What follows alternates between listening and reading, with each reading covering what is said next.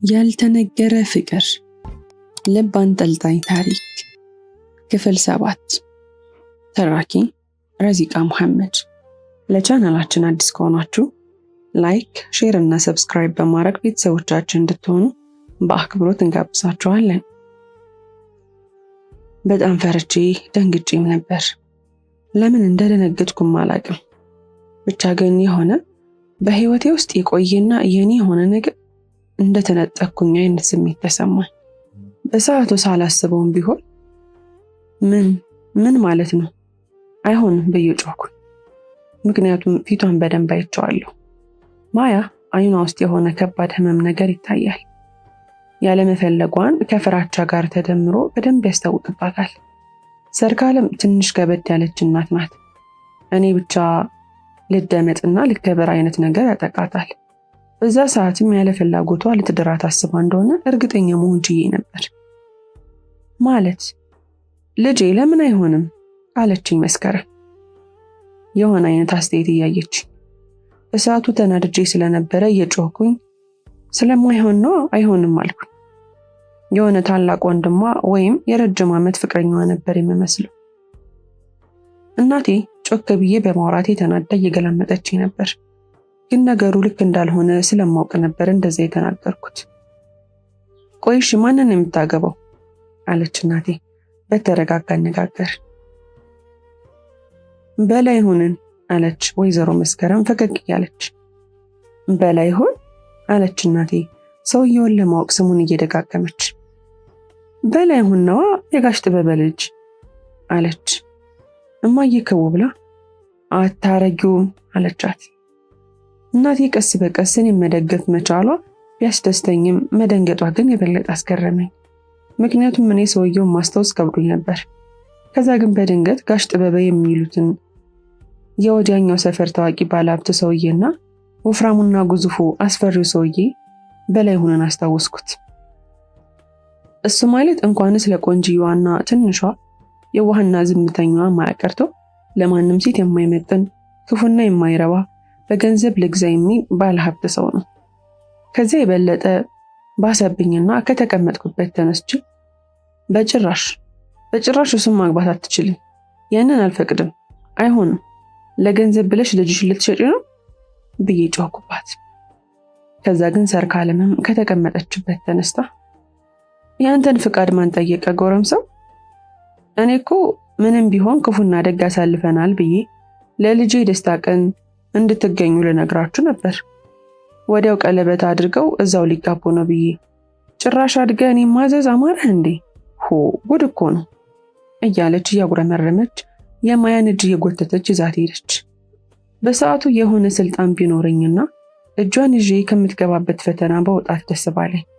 ግን ምንም እንደማላመጣ ስለማቅ አፌን ዘግቼ ዝም አልኩ። ነገር ግን ፊቷ ላይ ያየሁትን ሐዘንና መከፋት ለራሱ አልቻልኩ። የዛ ቀን ምሽቱንም ሌሊቱንም ሳስብና ስጨነቅ አደርኩ።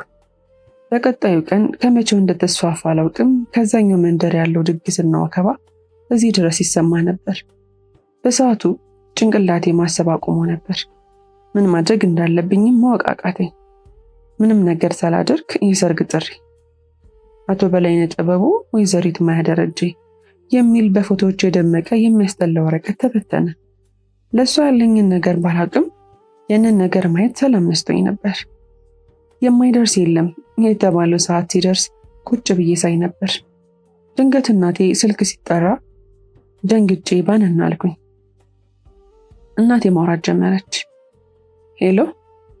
አቤት። ይመስገን። አይደለም ልጄ ተሳስተሻል። አረ ምን አስዋሸኝ ሞች ስልሽ ተሳስተሻል። እሺ። የእናቴ በየዋህነት የምታወራው ንግግሯ ነበር። ስልኩ ሲዘጋ ማን ነው አልኳት ግራ ገብቶኝ። ተሳስታ ነው ልጄ ሚካኤል ደሞይ ትለኛለች አለች።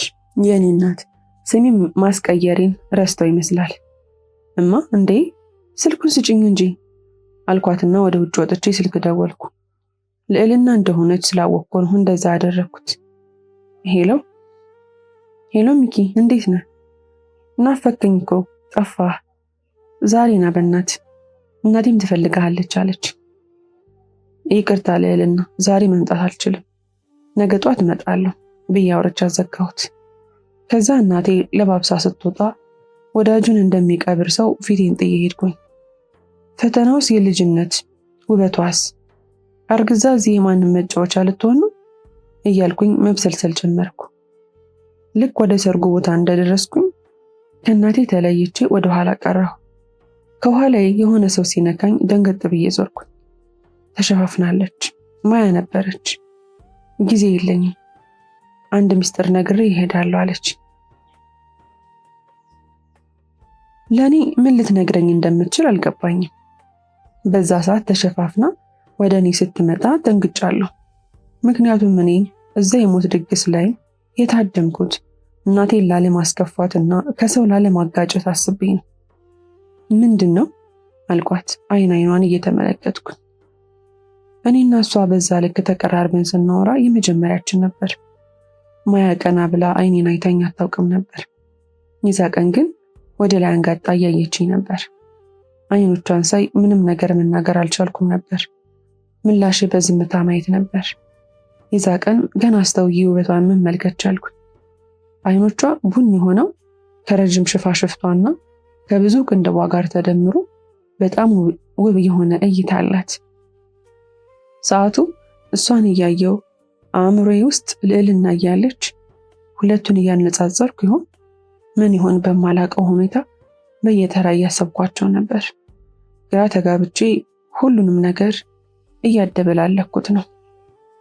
ግራ ቢገባኝ አይኔን ጨፍኜ መግለጽ ስጀምር አሁን በምነግርህ ነገር እንዳትጠላኝ፣ ለእኔ ያለህ አመለካከትም እንዳይቀየር አለች።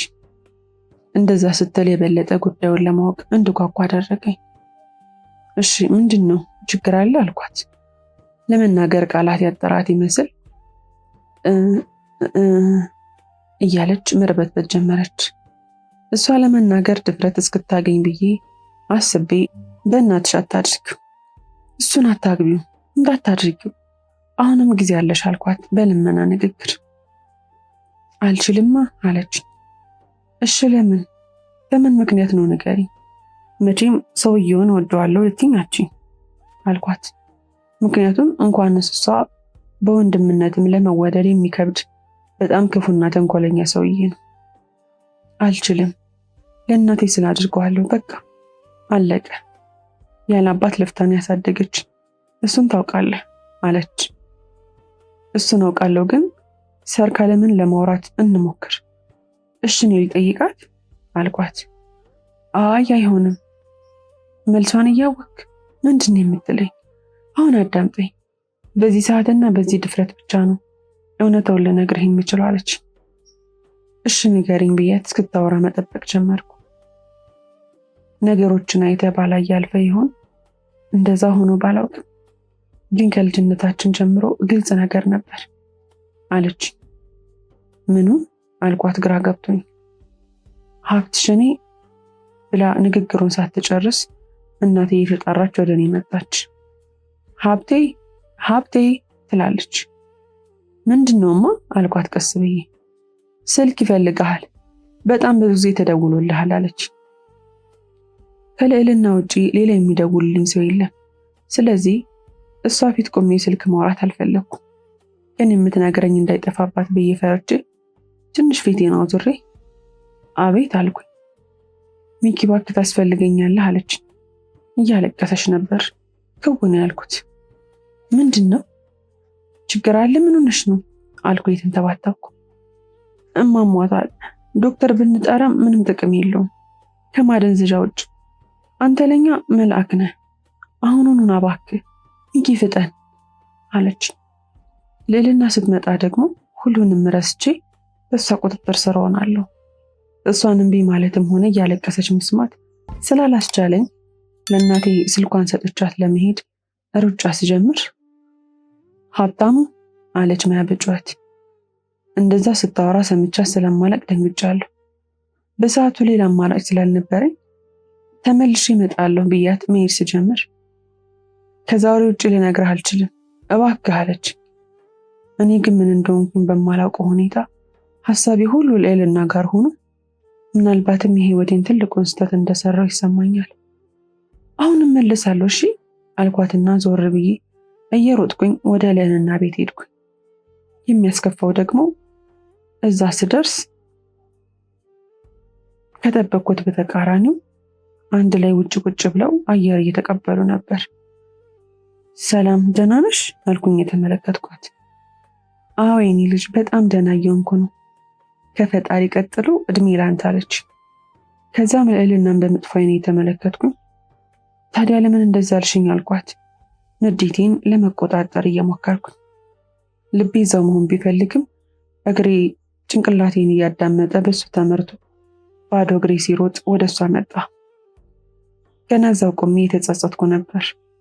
ልዕልና ግን ምንም እንዳልተፈጠረ እንድትመጣ ስለፈለግኩ ነው፣ ግን ሙሉ በሙሉ ውሸት አይደለም፣ ቅድም ትንሽ አሟት ነበር አለች። ነገሩን ቀለል አድርጋ። አስታውሳለሁ በሰዓቱ በጣም ተናድጄ በህይወቴ ሴት ልጅ ለመንካትም አስቤ የማላውቀው ልጅ ለመታት አቃቶኝም ነበር። በሰዓቱ በራሴ ላይ ችግሮችን ላለመደራረብ ብዬ ፊቴን አዞሬ ሳሚ ይቅርታ፣ አሁን መሄድ አለብኝ፣ በጣም ካስፈላጊ ነገር ላይ ነው፣ አሟታል ስትሉኝ ጥዬ አቋርጬ የመጣሁት ደህና ዋሉ ብዬ ምላሽም ሳልጠብቅ እየሮጥኩኝ ከዛ ግቢ ወጣሁ። እስከ ዛሬ ከወጣሁ ብዙም ሳልቆይ ሳላስበው ቤት የምደርስ ልጅ ከእነሱ ቤት ጀምሮ ብሮጥም መንገዱ እንደ መንግስት ሰማያት ነበር የራቀ። በጣም ከመጨነቄ የተነሳ 50 ኪሎ ባነሳ የማያልበኝ የላብ ውሃ ሳዘንብ ነበር። መንገዱን ጠላሁት። ከዛን ቀን በኋላ በዛ መንገድ ላለማለፍም ቃል መግባት እየማረኝ ልቤን እስከተፋት ድረስ እየሮጥኩኝ ወደ ሰርጉ ቤት ሄድኩኝ። አረፈድኩ። ማርፈድ ዋጋ ያስከፍላል ሲሉ አላምንበትም ነበረ፣ ግን ለእኔ የህይወቴን ትልቁን ዋጋ አስከፈለኝ። ሰርጉ ተደርጎ ጋብቻው ጸድቆ ሰው መብላት መጠጣት ሲጀምር ነበር እኔ የደረስኩት። በሰዓቱ ባገኘሁት ነገር ራሴን በደበደበው ደስታዬ ነው። ከሰዎቹ መሃል ሹልክ እያልኩኝ ወደ ማያ ደረስኩ። ፊት ለፊቷ ሆኜ አንዴን እያልኩኝ በሚስጥር ለመንኳት። ነገር ግን እኔ ጊዜያዊ ስሜቴን አዳምጬ እየሮጥኩኝ ሲሄድ የእሷን ልብ ሰብሬን የሄድኩት ለካ ብቻዬን ሄጄ ባናገራት ችግር ነው ብዬ ስለፈራሁኝ ቆሜ ሳስብ እናቴ ወደ እነ ማያ ስጦታዋን ይዛ ስትሄድ ተመለከትኩ። የኔ እናት ጉዷን አላወቀች። ለልጇ ሐዘን ሰርግ አዘጋጅታለች። በሰዓቱ በርካታ ጥያቄዎች ጭንቅላቴ ላይ እየተመለሱ፣ ግን ቅድሚያ እሷን ማውራት ስለነበረብኝ ሹልክ ብዬ ከእናቴ ጋር ወደ እሷ ቀረብኩ። እንደምንም ጠጋ ብዬ አንዴ ላወራሽ ፈልጋለሁ አልኳት። ግንባሯን እየነቀነቀች አሁንም አለች። እኔም ቶሎ ብዬ ቃል እገባለሁ ምንም ችግር አይፈጠርም፣ አንዴ እናወራ አልኳት። አጎንብሳበት የነበረው አይኗ ቀና ስትል በእንባ ተሞልቶ ልውጣ እየታገሉ ይመስል ነበር። እሷም ላለማልቀስ እየሞከረች በፍጥነት አረፈድክ፣ ያንተንም የኔንም እድል አባከንክ። ለአንድ ደቂቃ ጠብቀኸኝ ቢሆን ኖሮ እኔም እምቢ ማለት ድፍረት አገኝ ነበር። አንተን እያየሁ መብቴን ለማስከበር እደፍር ነበር። ምናልባትም ሮጬ መጥቼ እቅፍ ውስጥ እደበቅ ነበር። ከልጅነቴ ጀምሮ እኔ አንተን ሳይ አንድም ቀን ትኩረት ሰጠኸኝ አታውቅም። ሕይወቴን በሙሉ አንተ የሆነ ቀን አይተህ ወደኸኝ እንደምታስበኝ እያሰብኩ ነው የኖርኩት። ታችኛውን መንደር ትምህርት ቤቱንና ክፍላችንን አንድ ላይ አስታውስ እስኪ። ምናልባት ያኔ ምን ያህል እመኝህ እንደነበር ይገባ ይሆናል። ልታድነኝ አልቻልክም። መቃብር ውስጥ እንደወረወርከኝ ቆጥረዋለሁ። ምክንያቱም ምሽቱን ሙሉ የኔ ጀግና መልአክ አድርጌ እንደምታድነኝ ተማምኜ ነበር አለች። እንባዋ እየወረደ ግን ፊቷን ቶሎ እየጠረገች። አታርፍ ለሚለው ቃል ትኩረት ሰጠችው ባላውቅም የዛኔ ገና ትርጉሙ ገባኝ። ማርፈድ የኔ የሆነውን ሰው ነጠቀኝ። ማርፈድ አንድን ሰው ወደ ስቃይ ከተተብኝ። በሰዓቱ ቃላት ማውጣት እስከሚከብደኝ ነው የተረበሽኩት። ዝምታ የበለጠ መልስ የሆነ መስሏት እሷ መልካም ሕይወት እመኝልሃለሁ፣ ለአንተ ምርጧን የምትገባ የመጀመሪያም የመጨረሻም አንተ ነህ፣ እወድሃለሁ ብላኝ ፊቷን አዙራ ወደ እነማየ ልትቀላቀል ስትል ቶሎ ብዬ እጇን ያስኳት። በሰዓቱ የአንዳንድ ሰዎች አይን እኛ ላይ መሆኑን ባስተውልም እንድታዳምጠኝ ግን እየጠየኳት ነበር። አርፍጄ ሁሉንም አበላሽቼ ስጨርስ አሁንም አዳምጪኝ አልኳት። የመጨረሻችን ነው በሚል አይነት ፊት እያየችኝ እኔ ጋር ያለው ስሜት አንተ ጋር አለ? ታፈቅረኛለህ? ትወደኛለህ? ከዚህ አውጥተህ ታገባኛለህ? ብላ የጥያቄ ናዳ አወረደችብኝ። ፍጥጥ ብላ አየች። ህይወት በጭራሽ ሁለተኛ እድል አትሰጥ። ለእኔ ግን ሰጠኝ ነበር። ለዛውም እንደ ጥፋቴ ያልሆነ በቂ እድል ነበር። ግን ደግሜ ፎረሽኩ። እድሌን ለመጠቀም አልቻልኩም። እሷ እንድመልስላት ስትጠብቀኝ እኔ እዛ ጋር ቆሜ በሌለ ደቂቃና ሰዓት ቆሜ ገና ሁለቱም ማወዳደር ጀመርኩ። የሰጠችኝን ደቂቃ ከመጠቀም ይልቅ ቆሜ የሚሰማኝን ስሜት የትኛው ትክክል እንደሆነ ሳንሰላስል ነበር። ባይገባኝም በጣም ለረጅም ደቂቃ ቆሜ እሷም ምላሽን የጠበቀች ነበር። እኔ ግን መወሰን አቅቶኝ እጄን እያንቋቋሁ ቆሜ አንሰላስላለሁ። ሁሉ አማረሽን ገቢ አታውጧት ትላለች እናቴ። ልቤ መወሰን ባለመቻሉ ሁለቱንም እድሌን አባከንኩት። ይቅር ብላ ደግማ የያዘችኝን እጅ ደግሜ ከዳዋት። ደግሜ ልታመንላት ባለመቻሌ በአሁኑ እስከ መጨረሻው በሚመስል ሁኔታ እጇን አላቃ ጥላኝ ሄደች። አጠገቤ ሆና ስለምነኝ ከእሷ ጎን መቆም ያልቻልኩኝ። ልክ ከኔ ስትርቅ ልቤን የሆነ ነገር ይወጋኝ መስል አይነት ስሜት ተሰማኝ። ከዛ በላይ ከራሴ ጋር መጣላቴ መቋቋም ስለከበደኝ ከዛ ቦታ በፍጥነት ወጥቼ ወደ ቤት ገብቼ ይለጣልኩ። ራሴን በእንቅልፍ ለመሸወድ አስቤ ነበር። ነገር ግን ሐሳቦች ጭንቅላቴን ሞልተውት መተኛት ራሱ ከበደኝ። የተናደድኩት በልዕልና ቢመስለኝም ዋና ጸቤ ግን ከራሴ ጋር ነበር። ከራስ ጋር መጣላት ደግሞ ምን ያህል እንደሚከብድና ራስን እስከ መጥላት እንደሚያደርስ ልነግራችሁ አልችልም። በዛ ላይ እናቴ በጣም አመሸች። ጭንቅላቴ ይሄኔ እኮ ተጋብተው ጨርሰዋል፣ አቅፋት ይሆናል፣ እየጨፈሩ ይሆናል ይለኛል። ልቤ ደግሞ በተራው አዎ ብለህ ወስዳት ቢሆን ኖሮ ይሄኔ ለእሷ ጀግናው እንደሆነ ፍቅርህን አምነህ ተቀብለህ ከእሷ ጋር አንድ ላይ ነበርክ። ልብህ በደስታ እየመታ ነበር፣ ከሀዘን ይልቅ ደስታ ላይ ነበርክ እያለ ይሞግተኛል። በጭንቅላቴና ልቤ የተለያየ ሀሳብ እኔ ልፈነዳ ምንም አልቀረኝም። ሳስበው እናቶቻችን የፈሰሰው ውሃ አይታፈስም ያሉት ለእንደኔ አይነቱ ልበ ቦከን ሰው ይመስለኛል። ጭንቅላቴ ከመፈንዳቱ ትንሽ ቀደም ብላ እናቴ ወደ ቤት መጣች። ብቸኝነቱ ስለተነሳልኝ ትንሽ ቀለል ብሎኝ ነበር። ነገር ግን ውስጤ ሰላም ሊሆንልኝ አልቻለም። እናቴም እንደመጣች ፊቴን አይታ ልጄ ምን ሆንክብኝ? ከሰርጉ በኋላ ደህና አይደለህም አለች። የኔ እናት ጉዴን አላወቀች። ደህና እንደሆንኩኝ አሳምኛት በሯን ዘጋግታ አጠገቤ መጣተኛች። እኔ ግን እንቅልፍ ሊወስደኝ አልቻለም። ይልቁን በጣም አመመኝ። ውስጤ ጭንቀቱ ሰውነቴ ግሏል፣ ያንዘፈዝፈኛል፣ ብርድ ብርድ ይለኛል፣ ራስ ምታትም አለው። እነዚህ ሁሉ ነገሮች ተደማምረው በህይወቴ አሞኝ የማያውቅ ልጅ ልሞት እስኪመስለኝ ድረስ ታመምኩ። ሌሊት ላይ እናቴ ግለትህ ቀሰቀሰኝ ብላ ብድግ አለች።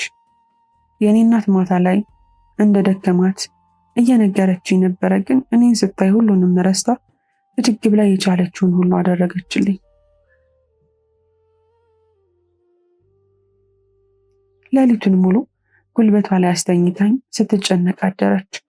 ጠዋት ሲነጋጋ ደማካሴውን ምናምን በቡና ጠጣች። ጭንቅላቴን አሸችልኝ። ትንሽ ራስ ምታቱ ቀነሰ እንጂ ጤንነት ሊሰማኝ አልቻለም።